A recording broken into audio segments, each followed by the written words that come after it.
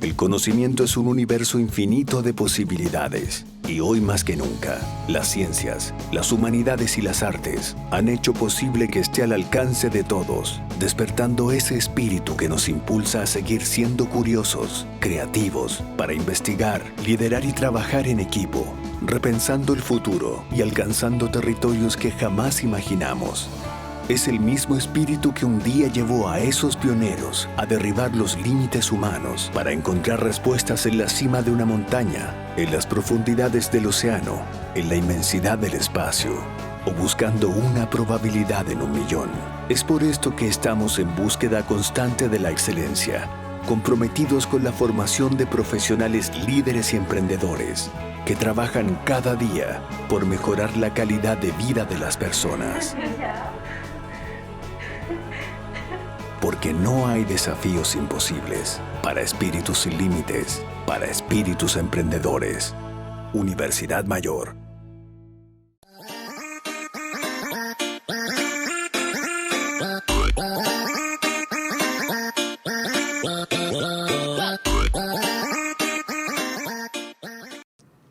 Estamos ya día viernes, 7 de la tarde, comenzamos la clase de lenguaje del día de hoy, chiquillos.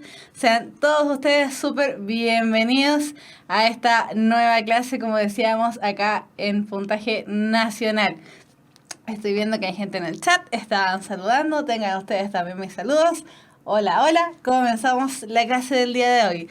No sin antes, ¿cierto?, recordarles que la clase de hoy es una clase especial, se anunció a través de Facebook, es una clase especial porque van a ser 2 clases seguidas. Estamos recuperando la clase del día viernes 15, día que no tuvimos clases porque estábamos todos ahí celebrando, ¿cierto?, ya empezando a celebrar lo que eran las fiestas patrias. Así que lo comido y lo bailado no nos los quita nadie, ¿eh? Pero tenemos que recuperar la clase de hoy.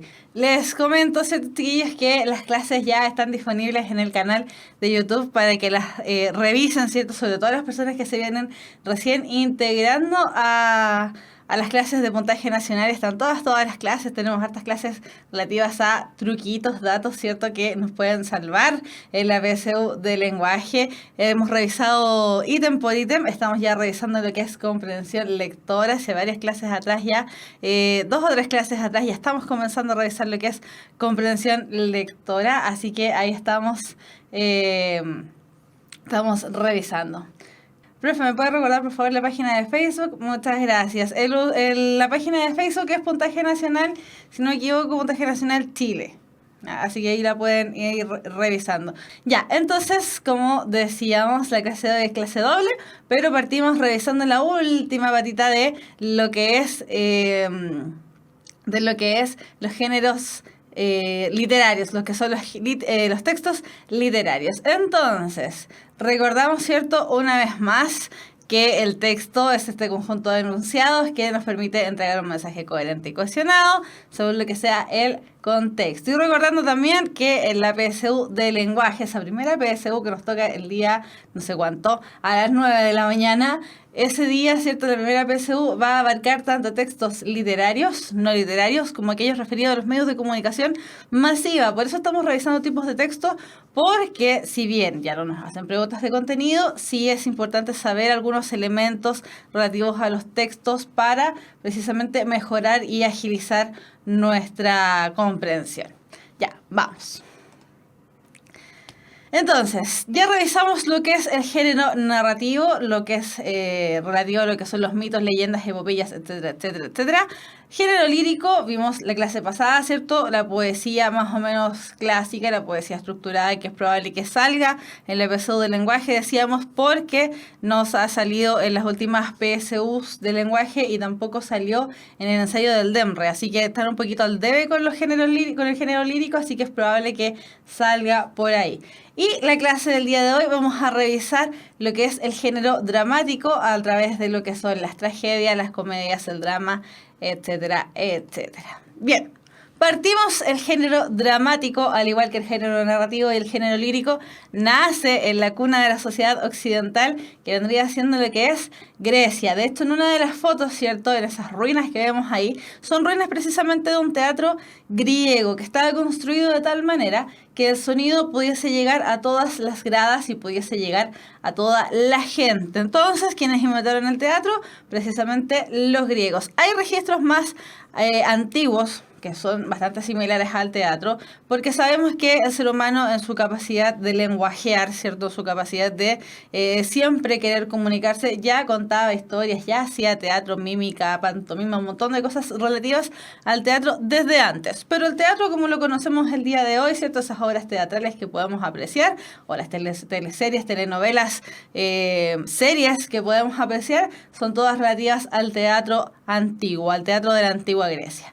Entonces, este teatro se caracteriza por presentar la acción este de género dramático se caracteriza por presentar la acción a través de los diálogos de los personajes que estos van realizando, ¿cierto?, durante un conflicto dramático. A través de los personajes, entonces, es donde podemos apreciar la visión del mundo proyectada por el dramaturgo. En este género dramático ya no nos vamos a encontrar con este ente ficticio que nos va diciendo lo que ocurre, ¿cierto? El ente ficticio que en el caso del género narrativo era el narrador y en el caso del género lírico era el hablante lírico, sino que aquí van a ser directamente los personajes los que nos van a decir qué es lo que está ocurriendo y cómo se va desenvolviendo la trama o la historia.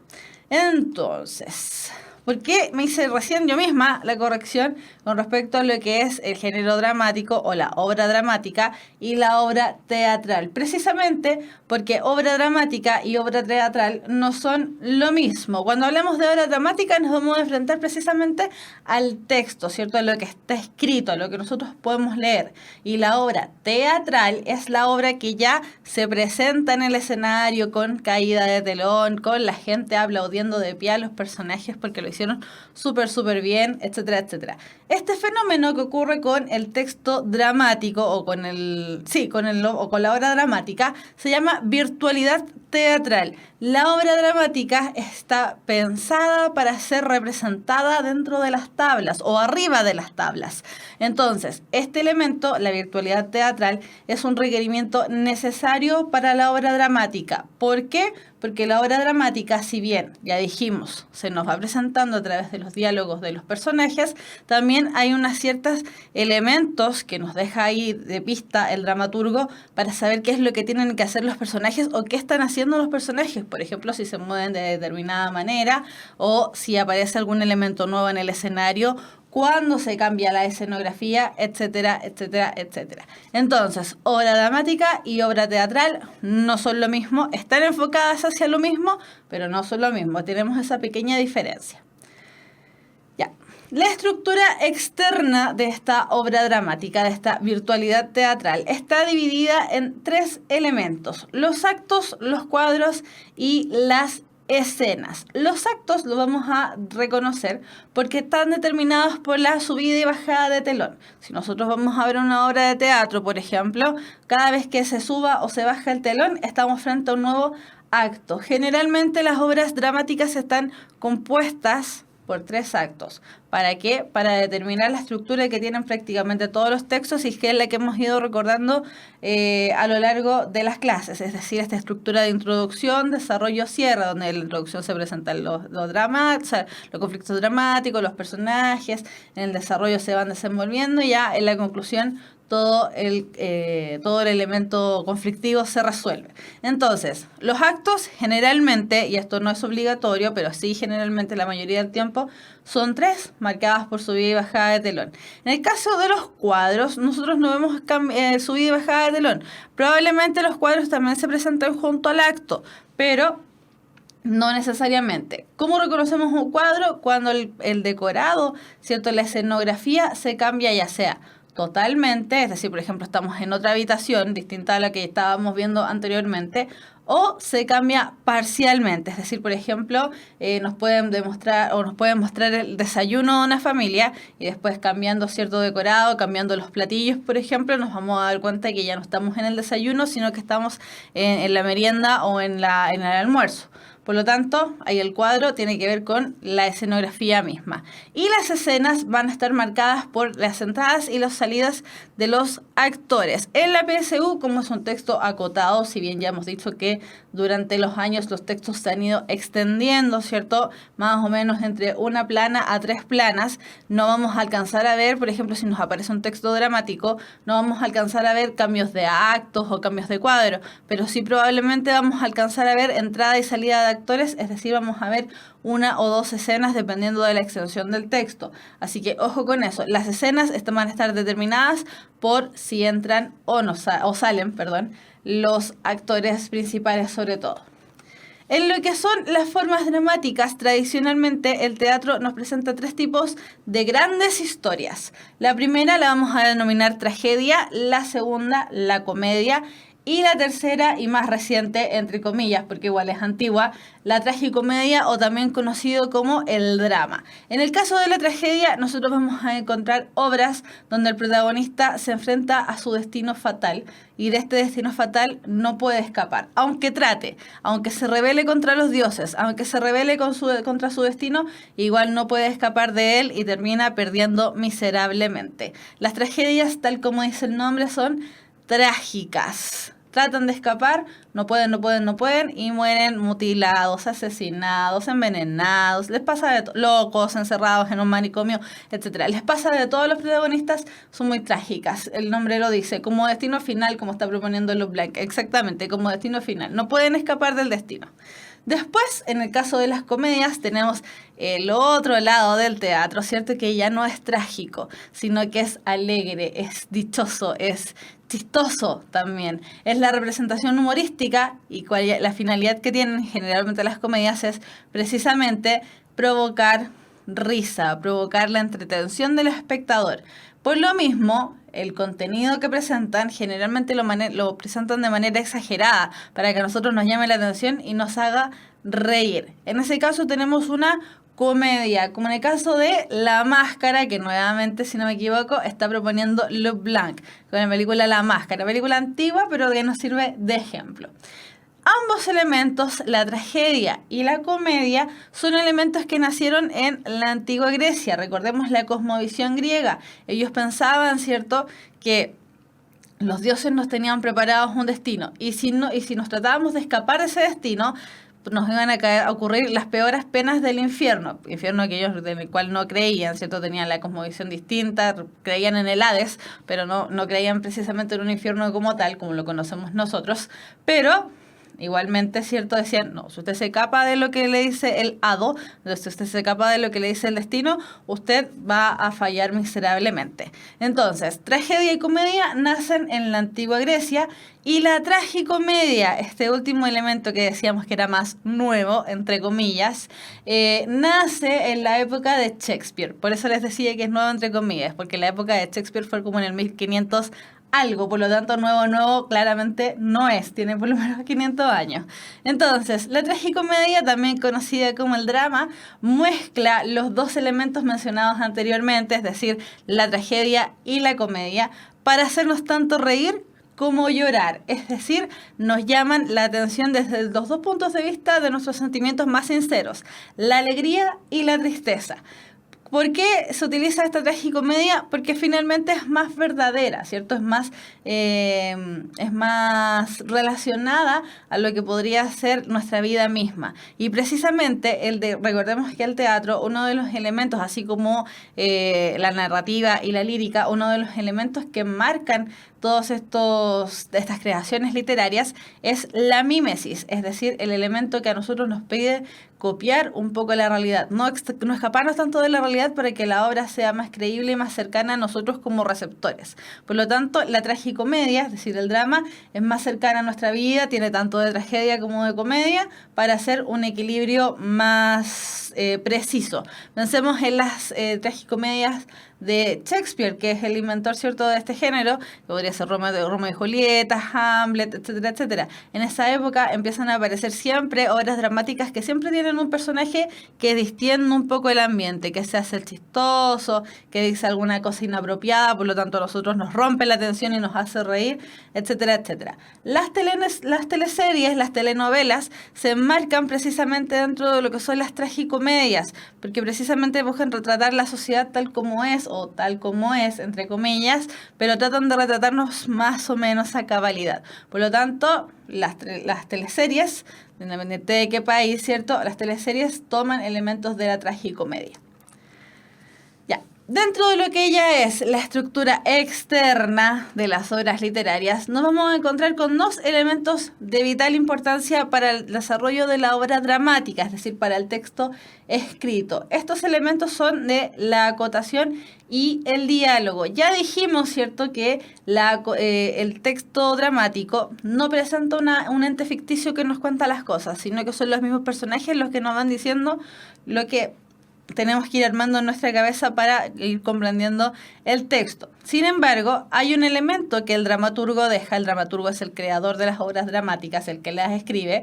Hay elementos que el dramaturgo nos deja para irnos guiando en el espacio, ¿cierto?, de esta obra dramática.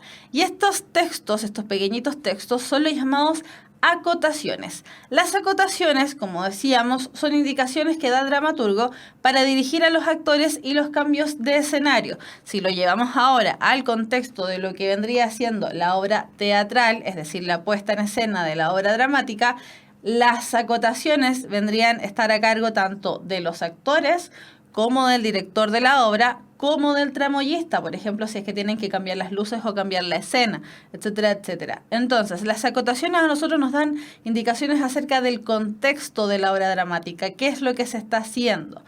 Y, ¿cierto?, ya ahora, desde el punto de vista del texto dramático, es decir, del texto escrito, van a aparecer en el texto generalmente destacadas de alguna manera.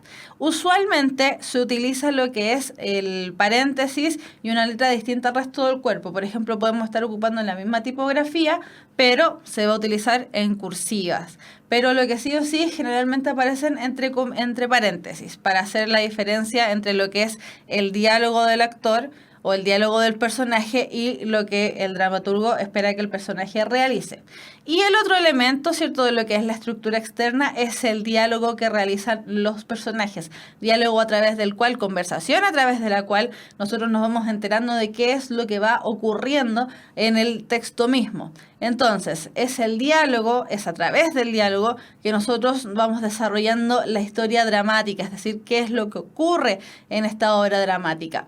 Y estas manifestaciones orales, es decir, el diálogo, ¿cierto?, se presenta junto a las acciones, movimientos, gestos y situaciones que vaya realizando el personaje. Entonces, en la parte de allá de la pantalla tenemos un fragmento del texto El sí de las niñas de Leandro Fernández de Moratín, un texto que también se enmarca ya dentro de lo que es el drama, dentro de lo que es la tragicomedia. Si bien no hay ningún personaje que distienda realmente el ambiente, aquí los personajes logran salvarse de su destino sin ser una comedia.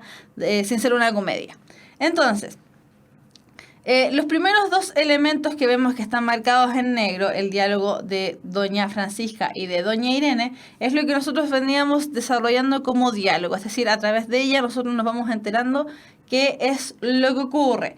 El diálogo transcurre, ¿cierto?, que Doña Francisca nos dice, ¿nos vamos adentro, mamá, o nos quedamos aquí?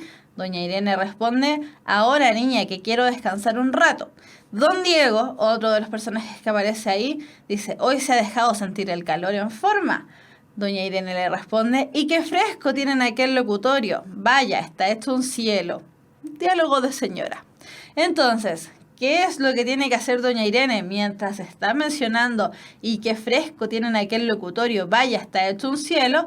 Tiene que Doña Francisca sentarse junto a su madre. Si es Doña Francisca la que se sienta al lado de alguien, significa que la Doña Irene es mamá de Doña Francisca.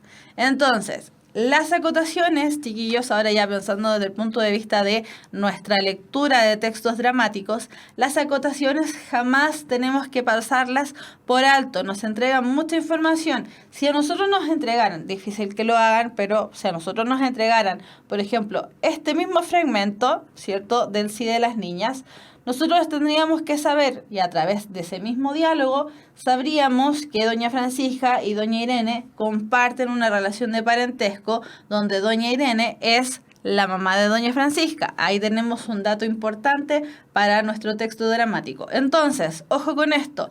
Recomendaciones para leer un texto dramático, jamás saltarnos las acotaciones. Y lo otro, ir anotando. Generalmente si nosotros leemos un libro de texto dramático, al inicio nos aparecen los personajes. Eso dudo que vaya a ocurrir en la PSU. Pero entonces, ¿qué es lo que hacemos nosotros? En un espacio en blanco que tengamos, anotamos los personajes que vayan interviniendo en el texto y anotamos además características relativas a los personajes. ¿Por qué? Porque sí o sí preguntas acerca de personajes, características de relaciones entre los personajes van a salir. Decíamos que en el cuadro de habilidades que mide el ítem de comprensión de lectura, que teníamos las habilidades sencillas, las habilidades muy difíciles, y que las habilidades que estaban justo entre medio no eran justamente las preguntas que más evaluaban, ¿cierto?, las que más salían.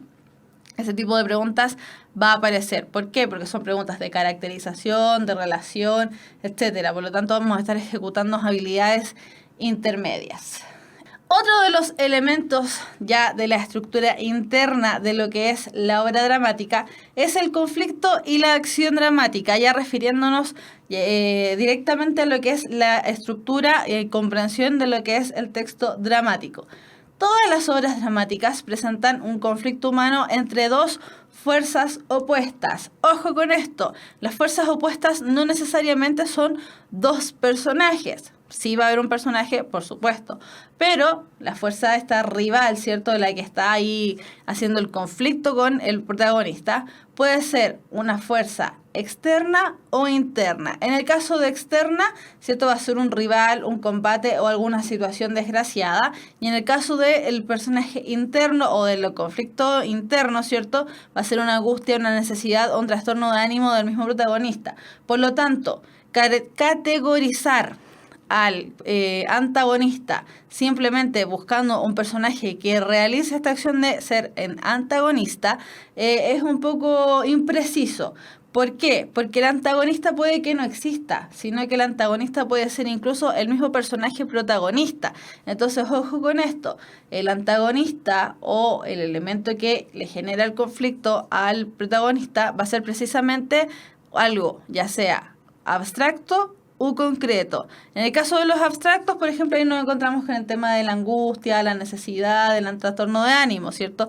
Y en el caso ya de una fuerza antagónica más concreta, ya nos encontraríamos con un personaje que rivaliza con el protagonista. Después, en relación al conflicto, el conflicto es precisamente el elemento central, el nudo que genera la acción dramática. Sin conflicto no tenemos obra dramática porque no nos llamaría la atención. El conflicto entonces, o los personajes en conflictos, se encuentran en pugna para resolver cada uno sus problemas realizando acciones intencionadas y coherentes. El conflicto lo va a presentar tanto el protagonista como el antagonista. Por eso les decía, el antagonista es de vital importancia. Ahora, este antagonista puede que no necesariamente sea un personaje, sino que también puede ser una fuerza opositora.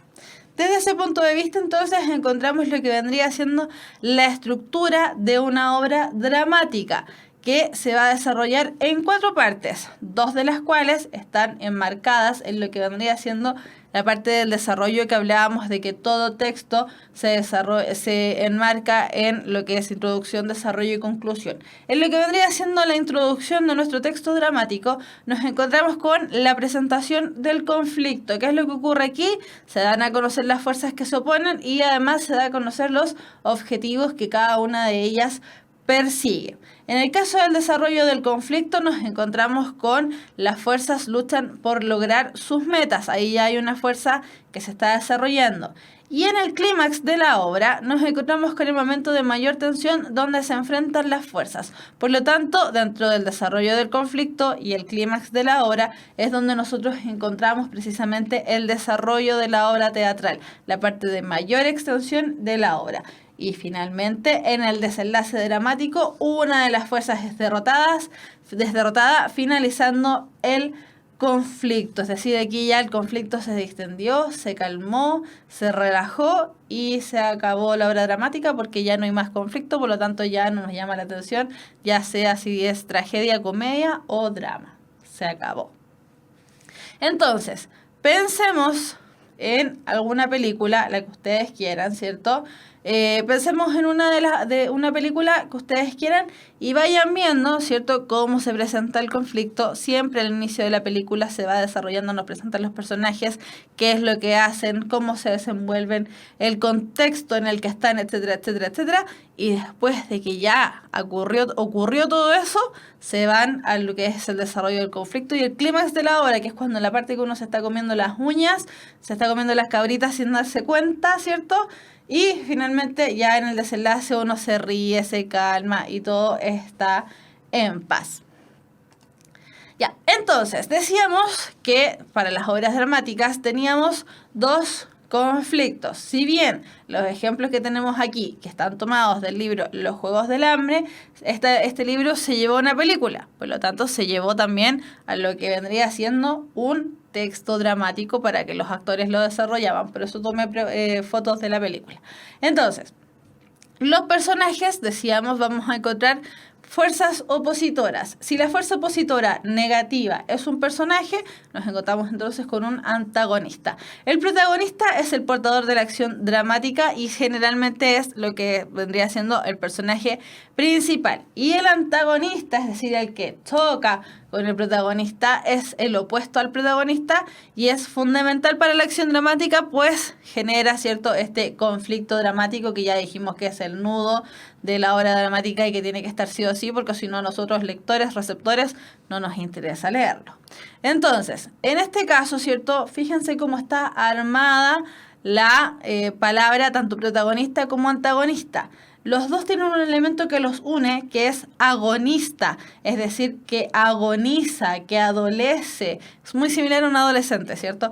Que agoniza, que adolece, que sufre de alguna manera porque está en oposición con un otro. El protagonista generalmente es el prototipo de personaje bueno y el antagonista es el que está es el antihéroe, por ejemplo, también podría ser en relación al protagonista, es el que está en contra, es que está en conflicto con el protagonista. Y otro tipo de personajes que también vamos a encontrar son los personajes secundarios y los personajes colectivos. Los personajes secundarios no representan una fuerza significativa en el conflicto, es decir, apoyan, como se dice, suma al protagonista al antagonista, es decir, apoya a una de las dos fuerzas, pero no es de vital importancia, incluso puede que ni siquiera estén. Por eso mismo les decía, no representan una fuerza significativa. ¿Son importantes? Sí, porque generalmente si estamos hablando de una obra de índole, se me olvidó el nombre en este momento. Tragicómica, ahí sí. Si nos enfrentamos ante una obra tragicómica, generalmente los personajes secundarios van a ser los que le van a dar las categorías de comedia, es decir, de esta distensión del ambiente que hablábamos hace un rato. Y también nos vamos a encontrar con los personajes colectivos, que generalmente son representantes de las características de un grupo social, es decir, no tenemos un conflicto real con ellos, sino que podríamos llamarle la masa. Están ahí, pero no son muy importantes que digamos. Entonces, en el caso de la protagonista, en la película, ojo, aquí estamos hablando desde el punto de vista de la película, en el caso de la protagonista tenemos a Katniss, en el caso del antagonista tenemos al presidente Snow. En el caso de los secundarios tenemos estas fuerzas que una está más bien apoyando al protagonista, a la protagonista, y otra está apoyando más bien al antagonista. Y este personaje colectivo que vendría siendo la gente de la ciudad, que forman un papel importante dentro de la obra debido a que genera conflicto en la protagonista, pero hasta ahí llega, no tienen mayor incidencia. Ya, en relación a las formas expresivas de los personajes, es decir, los tipos de diálogo que vamos a encontrar en los personajes, vamos a encontrar el simple diálogo, que ya decíamos, ¿cierto? Es un intercambio directo de mensajes entre los personajes, pero también vamos a encontrar 3 elementos que son relativos ya más o menos hablando de soledad. Uno es el monólogo, el otro es el soliloquio y el aparte. En el caso del monólogo y el soliloquio, generalmente son palabras que se utilizan de manera indistinta, como que fuesen lo mismo. De alguna manera lo son. Ya, ojo con esto. ¿Por qué estamos haciendo la salvedad? Porque también tenemos que ir reforzando lo que es la parte de vocabulario contextual. Entonces, si dentro de lo que es vocabulario contextual nos aparecen monólogo y soliloquio, no vamos a saber la diferencia, por lo tanto capaz que nos equivoquemos. Entonces, en el monólogo, el personaje habla solo en el escenario reflexionando. Y en el caso del soliloquio, el personaje también habla solo, pero se está dirigiendo a alguien que no está. Por ejemplo, el personaje puede haber salido y él está hablando desde el fondo de su corazón, pero cosas que no logra decirle. O le habla a un personaje que está muerto, o le habla a su papá que no está en la sala, no sé. Pero el personaje ahí no está. Por lo tanto, la diferencia entre monólogo y soliloquio es que el monólogo se realiza en soledad y el soliloquio se realiza sin la intención, ¿cierto?, ahí de tal vez ser escuchado. El monólogo puede ser escuchado por otro personaje, no hay ningún problema. Monólogo se considera también que estén ahí el foco puesto en él. Y el aparte es otra de las técnicas que se utiliza, pero esto es para hacer una relación con el espectador. En el aparte entonces el personaje se dirige al espectador haciéndolo partícipe de su conflicto. Generalmente le hablan, la parte se utiliza mucho en la representación teatral, en la virtualidad teatral, se le habla al receptor, se le habla al público para de alguna manera hacerlo participar y hacer todo más jocoso. Entonces, ojo con esto, el monólogo, generalmente el personaje habla solo en el escenario, como decíamos, reflexionando, pero puede estar con más gente, pero el foco está puesto en el personaje único. Y en el soliloquio, el personaje ya no tiene a nadie en su haber, no hay nadie escuchándolo, está solo. Ya, entonces, ya la última parte de la clase está destinada a cómo abordamos nosotros los textos dramáticos. ¿Cómo vamos a leer los textos dramáticos si es que nos aparecen o si es que ya estamos leyendo un texto dramático dentro de nuestro conocimiento del mundo? Primero, clasificar el texto según la forma dramática a la que pertenezca, es decir, si es un texto trágico, cómico o tragicómico. Determinar quién cumple el papel de protagonista y antagonista y quiénes son los que los ayudan, es decir, determinar la categoría de los personajes, si es protagonista, antagonista, si es secundario, si es colectivo, etcétera. Lo que les mencionaba, ¿cierto? Anotar en alguna parte en la hojita que los personajes y qué relación establecen entre ellos. A identificar cuál es el conflicto que los lleva a enfrentarse. Si ya identificamos al protagonista y al antagonista, vamos a también identificar cuál es el conflicto que subyace en esa obra. 4. Analizar los diálogos para entender el mensaje que entregan los personajes. Decíamos, ¿cierto?, que el texto dramático, todo lo que ocurre dentro del conflicto dramático, todo lo que ocurre dentro de la obra dramática, está mediado a través de los diálogos. Nosotros solamente a través de los diálogos de los personajes nos vamos enterando de qué es lo que está ocurriendo. Por lo tanto, tenemos que ir a analizar los diálogos, pues nos entregan información importante. Determinar la información que entrega las acotaciones, pues dar información sobre los personajes y su contexto. Lo que les decía, las acotaciones nunca dejan de leerse, son de importancia. ¿Por qué estoy haciendo tanto el remarque en esta parte? Porque generalmente no las leen, y esto ya es de experiencia profesional, ¿cierto? En el texto dramático generalmente las acotaciones se las saltan, como que las estuvieran representando. Entonces, ojo con eso, las acotaciones nos dan elementos de vital importancia para la comprensión del texto. Después, relacionar el título de la obra con el contenido que nos muestra, es decir, por ejemplo, ¿por qué se llama de esa manera la obra? ¿Qué relación tiene el título con la obra completa? Decíamos, ¿cierto? El título nos entrega mucha información, sobre todo en lo que son los textos ya de índole más bien no literarias, pero igual presentan cierta información de importancia. Y finalmente, identificar el mensaje que el dramaturgo quiso entregar en el texto. ¿Por qué seguimos todos estos pasos? ¿Por qué decimos que tenemos que abordar los textos dramáticos de esta manera? Porque, por ejemplo, ¿cierto? En la clase que revisamos acerca de los tipos de preguntas que puedan salir en la PSU en relación a lo que es comprensión de lectura, decíamos que aparecen las preguntas de tipo, ¿qué intención tiene el autor con decir tal cosa? ¿Qué quiso decir el personaje con tal elemento? ¿Qué relación se establece entre el párrafo 1 y el párrafo tanto? O en este caso, el diálogo de Pepita con el diálogo de Juanito, que siempre salen preguntas de ese estilo. Entonces, si determinamos todos esos elementos, no es necesario que lo hagamos uno por uno, podemos hacerlo en la rápida y en nuestra propia cabeza, ¿cierto? Pero si identificamos todos estos elementos, la comprensión se nos hace mucho más sencilla. Ya.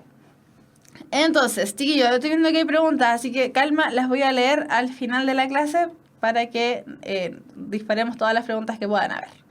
Ya, entonces, nos vamos a la parte de los ejercicios. Decíamos desde la clase anterior a la anterior, en la clase de género narrativo, decíamos, ¿cierto?, que en esta clase precisamente estamos revisando textos que puedan haber salido en el último ensayo que liberó el DEMRE por ahí por julio, ¿cierto? El último ensayo que sacaron para ir revisando los textos que podrían salir o que son similares a los que van a salir este año. Y si no, estamos revisando textos que salieron con anterioridad. Algunos textos nos van a parecer un poco largos, pero recordemos que los textos que han salido en las últimas PSU, ¿cierto?, son más bien largos, entre 1 a 3 planas y más o menos ya tirando de entre 2 y 3 en realidad. Por lo tanto, es necesario que nos acostumbremos a responder preguntas en relación a textos más bien largos. Entonces, nos vamos a el texto y yo de aquí me voy a desaparecer porque no se ve nada. Vamos a sacar, ahí sí. Ya, entonces, este texto parte con la escena 3 y, como decíamos, las escenas están marcadas por la entrada y la salida de los personajes. Por lo tanto, aquí nos dicen qué personajes intervienen en la obra dramática. En este caso, vamos a encontrarnos con Natalia Stepanovna e Iván Vasilevich Lomov. Nombres muy latinoamericanos. Y Natalia, si se llamasen Natalia Iván les creo, pero Stepanovna y Vasilevich Lomov claramente no son de por acá. Entonces esto dice así. Natalia, vamos a decir Natalia y Lomov para agilizar el tema. Ya, Natalia dice, entrando. Ah, ¿es usted? Hola, Iván Vasilevich. Imagínese que papá me ha dicho, ha llegado un comerciante con unas mercancías. Lomov, buenos días, respetable Natalia Stepanovna. Natalia, perdone que esté con delantal. Estamos desgranando guisantes para ponerlos a secar. ¿Por qué no ha venido a vernos en tanto tiempo? Siéntese. ¿Quiere desayunar? Lomov, no, gracias, ya he desayunado. Natalia, puede fumar. Aquí tiene cerillas. Hace un tiempo espléndido y eso que llovió tanto que los trabajadores estuvieron todo el día sin hacer nada. ¿Cuándo han segado ustedes? Figúrese que han mandado cegar todo el prado y, ahora lo siento, temo que se pudra el heno. Hubiera sido mejor esperar, pero, ¿qué veo? ¿Viene usted de frac? ¡Qué novedad! ¿Va a algún baile? A propósito, tiene usted mejor aspecto, aparte de broma. ¿Por qué viene tan elegante? Lomov turbándose. Verá, respetable Natalia Stepanovna, se trata de... Le ruego que me escuche. Naturalmente se sorprenderá y hasta se enfadará. Pero, qué frío tengo. Natalia, ¿de qué se trata? Pausa. Lomov, procuraré ser breve. Como usted sabe, Natalia Stepanovna, hace mucho tiempo que tengo el honor de conocer a su familia. La conozco desde mi infancia. Mi difunta tía y su marido, de quienes heredé las tierras, siempre trataron con mucho respeto a su padre de usted y su difunta madrecita. Los Lomov y los Chubukov Estuvieron siempre con las mejores relaciones, unas relaciones casi familiares. Además, como sabrá, mis tierras empiezan donde acaban las de ustedes. Mis praderas del Toro lindan con su bosque de álamos. Natalia, perdone que lo interrumpa. ¿Por qué dice usted mis praderas del Toro? ¿Acaso son suyas? Lomov, sí, claro. Natalia, pero si son nuestras. Lomov, son mías, respetable Natalia Stepanovna. Natalia, esto es una novedad para mí. ¿Por qué son suyas? Lomov, me refiero a las praderas del Toro, que forman un triángulo entre un bosque de álamos de ustedes y un pantano. Natalia, sí, pues son nuestras. Lomov, se equivoca, respetable Natalia Stepanovna, son mías. Natalia, ¿desde cuándo, Iván Vasilevich? Trate de recordar. Lomov, ¿cómo desde cuándo? Según recuerdo, siempre fueron nuestras. Natalia Stepanovna, de ninguna manera, perdone. Lomov, los documentos lo atestiguan, respetable Natalia Stepanovna. En tiempos pasados, las praderas del Toro estuvieron en litigio, es verdad, pero nadie ignora que ahora me pertenecen a mí. Esto es indiscutible. Verá, la abuela de mi tía cedió esas praderas por tiempo limitado a los campesinos del abuelito de su padre en pago de los ladrillos que les fabricaban. Pero estos se beneficiaron de las praderas del Toro alrededor de 40 años y se acostumbraron a considerarlas como suya. Pero después, cuando salió el decreto, Natalia, el abuelo, la abuela, la tía, no comprendo absolutamente nada. Las praderas del Toro son nuestras y punto concluido. Lomov, son mías. Natalia, tenga la voluntad de no gritar. Chille si quiere en su casa, pero aquí le ruego no rebase los debidos límites. Lomov, si no fuera, señora, por las terribles palpitaciones que me acometen y por lo que me tiemblan las venas de las sienes, me oirá usted gritando, ¡las praderas del Toro son mías! Natalia, son mías. Lomov, nuestras. Natalia, mías. Lomov, nuestras. Anton Chejov, la petición de mano, juguete cómico en un acto. Ya. Entonces, en este pequeño acto, ¿cierto? En este pequeño fragmento, en esta pequeña escena, en este pequeño fragmento, ya nos encontramos con un conflicto. El conflicto que ocurre entre Lomov y Natalia por unas tierras que estaban ahí perdidas de quizás cuánto tiempo. Y Natalia es bien altanera, ¿cierto? No se deja amedrentar por lo que le está diciendo Lomov, porque incluso, como decimos los chilenos, le para el carro a Lomov y le dice, oiga, cállese, no grite, en mi casa no se grita. Así que muy bien ahí por Natalia, dando la cara, ¿cierto?, a lo que plantea este Lomov que le quiere robar unas tierras supuestamente. Ya, nos vamos a las preguntas. Nos están preguntando por la palabra atestiguan. Es decir, nos están preguntando por la palabra atestiguan, que puede significar sostienen, afirman, prueban, justifican o declaran. Vamos a buscar dónde está la palabra atestiguan.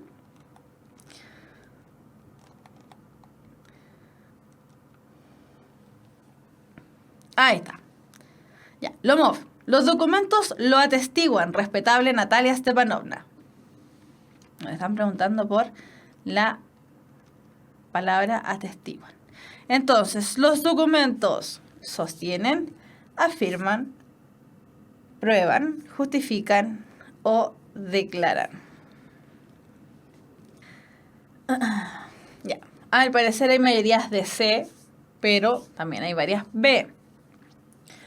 Dicen que puede ser prueban o pueden ser B, afirman. Vamos a ir inmediatamente a revisar cuál será la alternativa correcta. Y esta es, prueban. Hay unos documentos que están comprobando, ¿cierto?, que los terrenos de estas praderas del Toro son supuestamente de este muchacho Iván.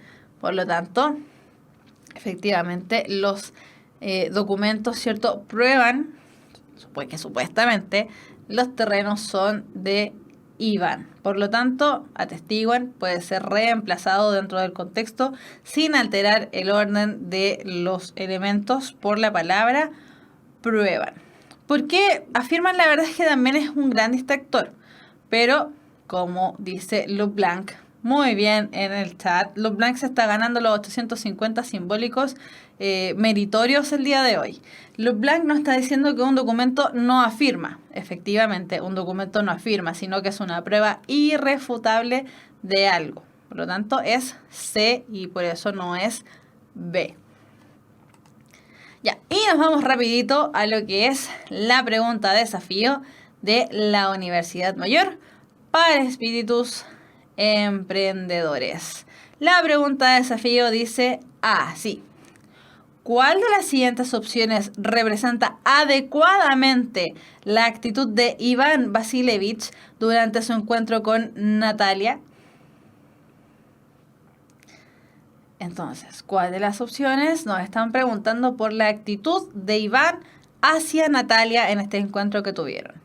¿Será A, nerviosismo, B, timidez, C, agresividad, D, elegancia o E, frustración?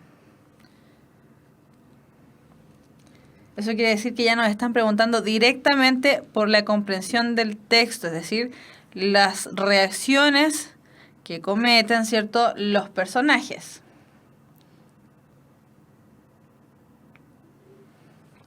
Por eso les comentaba que era importante, ¿cierto?, en el caso de los textos dramáticos, ir anotando a los personajes y las relaciones que entablan entre ellos, debido a que ese tipo de acción, ¿cierto?, de ir anotando al margen o en otro lugar los personajes y sus relaciones o cómo actúan los personajes, nos ahorraría tiempo en caso de que no nos acordásemos. Ya, aquí están un poco más variadas las respuestas. Estamos entre A, es decir, nerviosismo, o la E, de frustración. No están tan variadas, tenemos dos solamente, A o E. Ya, vamos a ver cuál será la alternativa correcta inmediatamente. No se acuerdan por ahí, si ocurre, ven, por eso les digo, anoten mejor. Y es la alternativa A, de nerviosismo. Iván estaba muy nervioso al ir a hablar con Natalia. De hecho, si se fijan, me voy a devolver, ¿cierto? Cuando Iván comienza a hablar acerca del tema que le compete, ¿cierto?, que es lo que está ocurriendo con estas tierras, Iván, de hecho, la acotación nos dice turbándose, es decir, se pone incómodo.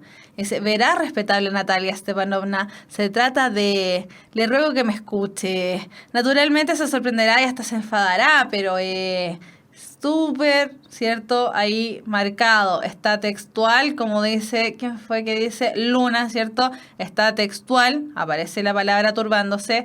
Y además están todas estas marcas textuales que no podemos dejar pasar por alto, que son el tema de...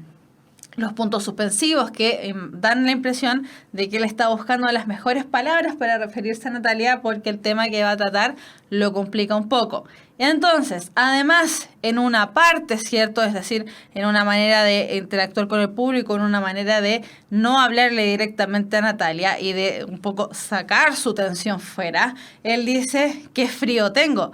Una cosa no tiene nada que ver con la otra, y de esto, si lo llevamos ya, lo extrapolamos nosotros mismos, a veces cuando no tenemos que hablar o estamos medio nerviosos, nos ponemos a hablar del tiempo. Lo mismo le ocurre a Lomov, ¿cierto? Él está hablando, quiere hablarle de algo a Natalia, pero termina diciendo: qué frío tengo. Por lo tanto, en este caso, nos encontramos con la respuesta correcta, que es A, nerviosismo. Él está nervioso, está complicado. Timidez podría haber sido, ¿cierto? Él al inicio parte un poco tímido, pero finalmente lo hace y de hecho termina hasta gritándole, por lo tanto tímido no es. Agresivo, sí, en alguna parte del texto es efectivamente agresivo, ¿cierto? Sobre todo hacia el final cuando se ponen a discutir y él se pone a gritar.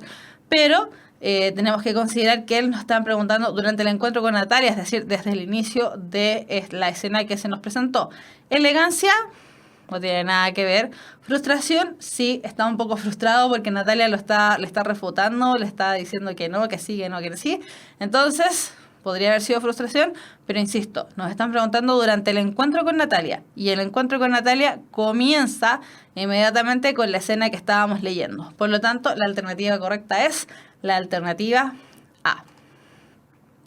Después, de la lectura del fragmento se infiere que Iván Vasilevich era un comerciante, pretendiente de Natalia, amigo del padre, un inquilino o un capataz agrícola.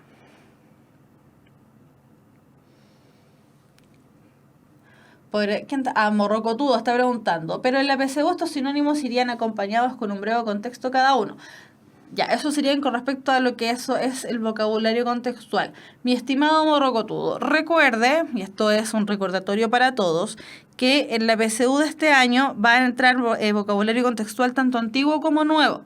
Por lo tanto, puede que en vocabulario contextual salgan solamente las palabras más sus supuestos sinónimos, cierto que decíamos que finalmente no eran sinónimos, pero nos entendemos de esa manera. O también van a salir preguntas relativas al vocabulario contextual donde se nos presenta un contexto. Entonces, ojo con eso.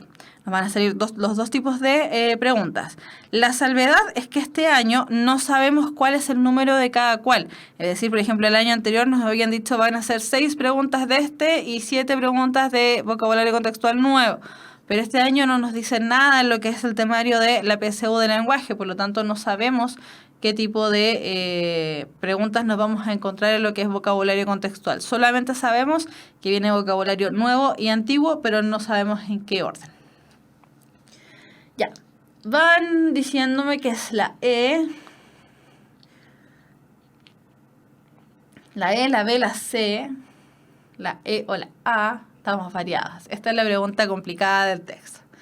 Entonces, de la lectura del fragmento se infiere que Iván Vasilevich era un comerciante, que es una de las alternativas que dicen que puede ser, pretendiente de Natalia, que es otra de las alternativas que ustedes dicen que puede ser, amigo del padre, sí, efectivamente, podría haber sido amigo del padre, de inquilino, nadie está votando por un inquilino, y tampoco nadie, sí, también hay gente diciendo que es un capataz agrícola. Ya, vamos a ver inmediatamente cuál es la alternativa correcta. Y la alternativa correcta es pretendiente de Natalia. Chan, justo alguien por ahí, Amada, justo dijo, no puede ser el pololo. Bueno, lo es un pretendiente de Natalia. ¿Por qué podemos inferir que es un pretendiente de Natalia? Sabemos, y queda claro, que Iván era comerciante. Lo sabemos. Él de hecho manifiesta, ¿cierto?, algo acerca de las personas. Sabemos también, nos lo dice el texto, que es un amigo del padre. Por lo tanto, ni comerciante ni amigo es un elemento que se infiera. Recuerden que la habilidad de inferir, que es una de las habilidades complejas de la PSU, pero no tan complejas como otras, por lo tanto nos van a hacer hartas preguntas en relación a lo que es la inferencia. Recuerden que la inferencia es leer esa información que no está. Es decir, leer aquella información que está por debajo de aquel velo que tenemos que ir moviendo. Entonces, ¿de qué manera podemos nosotros inferir que Iván es un pretendiente de Natalia? A través de dos elementos. Me voy a devolver. Primero, el título del texto. Siempre lo decimos, chiquillos, y esto no se les puede olvidar. Los títulos son muy importantes. ¿Cómo se llamaba este fragmento? La petición de mano. Juguete cómico en un acto.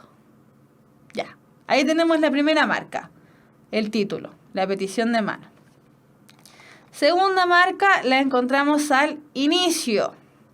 Natalia se sorprende a ver a Iván, ¿cierto? Y le dice, hola Iván y Vasilevich.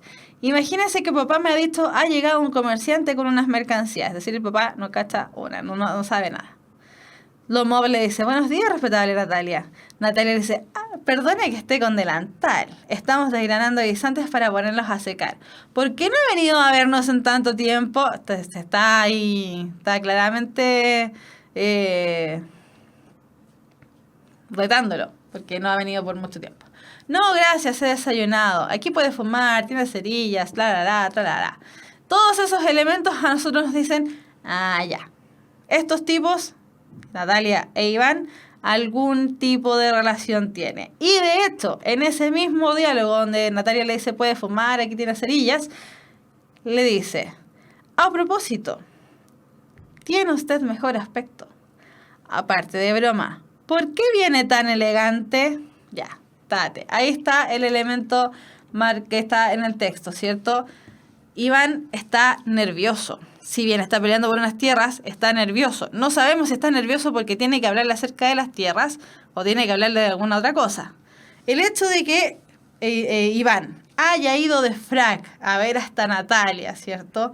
Y esté turbado, esté complicado, esté con el tema de qué frío tengo, ¿cierto? Más el título del texto, inmediatamente nos indican que lo que ocurre entre Iván, ¿cierto? Y Natalia es que Iván claramente es un pretendiente e iba a pedir la mano de Natalia. Ya, esa estaba difícil, así que no se compliquen. Esa estaba difícil, fue una pregunta compleja, pero es la pregunta de desafío, así que ahí encontramos el tema de pregunta desafío, la pregunta difícil. Ya, nos vamos con la última. ¿Cuál de las siguientes opciones presenta el conflicto dramático del fragmento? A. Imposición de Iván a la familia Chubukov. Decisión de Iván de confesar su amor a Natalia. C. Discusión por unas tierras que obstaculizan un posible romance. D. Molestia de Iván por la terquedad de Natalia. E. Descubrimiento del amor de Iván hacia Natalia. Ya, la mayoría está diciendo que es la C. Oso incluso no dice que es la C o B, no sabe. Chiquillos, no se desmoralicen con lo que ocurrió con la pregunta anterior, si fuera una pregunta difícil. C de no sé, ok. Cristo o bendición. ¿Se escuchó un trago? Oh, quedé en evidencia si estaba tomando agüita.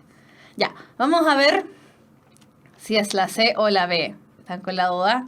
Y efectivamente es la C, ¿cierto? Decíamos que en la escena que nosotros leímos precisamente estábamos revisando un conflicto dramático. Y el conflicto que se presenta es precisamente la discusión que tienen ellos por las tierras. Y sabemos que está obstaculizando este romance porque él está claramente enamoradísimo de Natalia, le iba a pedir matrimonio, de hecho iba con frac.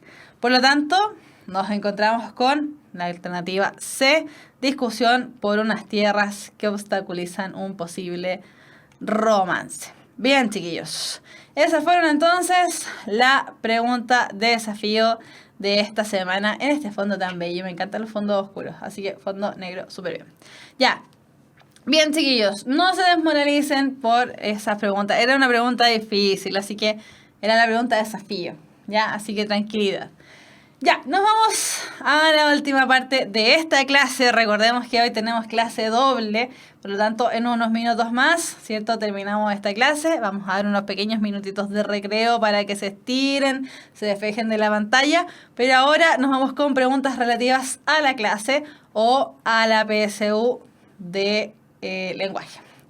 Psicosis colectiva nos pregunta: ¿en el soliloquio puede hablarle el personaje a un animal o a un objeto? Sí, puede hablarle a un animal o a un objeto. Ningún problema. El animal no le va a responder. Ahora, si el animal está personificado, es decir, es un animal personaje que habla, que interviene dentro de la obra, ya no sería un soliloquio. Ojo con eso. ¿Ya? Ese sí fue tajante, pero la verdad es que no lo es tanto. Si el animal o el objeto están humanizados o personificados, es decir, por ejemplo, lo que ocurre en La Bella y la Bestia, ¿cierto? Donde los objetos intervienen, tienen vida, o si estuviésemos hablando de una fábula donde los personajes animales, ¿cierto?, tienen características humanas, en ese caso no se podría configurar un soliloquio. Ahora, si el personaje animal no hace nada más que ser un animal, o el personaje objeto no hace nada más que ser un objeto, ¿cierto? Como la supuesta calavera de Hamlet, que nunca fue, pero la supuesta calavera de Hamlet, o los animales que aparecen en Los Simpson, ¿cierto? Ellos no intervienen, por lo tanto, claro, en ese caso podría ser soliloquio, si no, no. ¿De qué será la próxima clase? Ya nos vamos a lo que es texto no literario. vamos a ver lo que es el discurso expositivo. El próximo año harán las mismas clases. Yo doy la PSU el próximo año. Mi estimada tocaya Fernanda, yo asumo que sí. Puntaje nacional ya tiene tradición. Acá en Chile ya van, no sé exactamente cuántos años son, pero son hartos. Así que ya tradición está. Así que sí, yo creo que sí. Pero está súper bien que te estés preparando desde ahora. ¿Tengo tiempo para servir el café? Por supuesto, Sandra. Vaya a servir ese maravilloso café que se pueda servir. Ya, entonces, chiquillos, son las 18:03 minutos, es decir, las 6:03 de la tarde, hora chilena, hora local. Así que nos vamos, esperamos unos 3 minutitos, por ahí más o menos, para que se estiren, se relajen, se puedan distender, ¿cierto? Tal vez ver algún video chistoso en YouTube, aprovechando que seguramente lo están viendo por ahí. Y nos vemos ya en unos 3 minutos más para la próxima clase, que adelantamos al tiro, es acerca de texto no literario, lo que vendría siendo el discurso expositivo. Nos vemos en unos 3 minutos más. Descansamos un poco.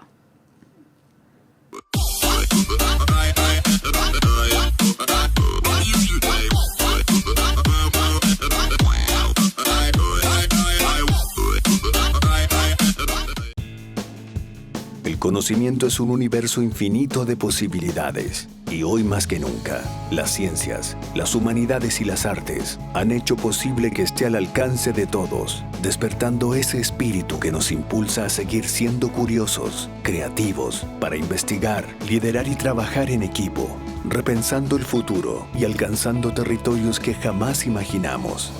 Es el mismo espíritu que un día llevó a esos pioneros a derribar los límites humanos para encontrar respuestas en la cima de una montaña, en las profundidades del océano, en la inmensidad del espacio, o buscando una probabilidad en 1.000.000. Es por esto que estamos en búsqueda constante de la excelencia, comprometidos con la formación de profesionales líderes y emprendedores que trabajan cada día por mejorar la calidad de vida de las personas. Porque no hay desafíos imposibles para espíritus sin límites, para espíritus emprendedores.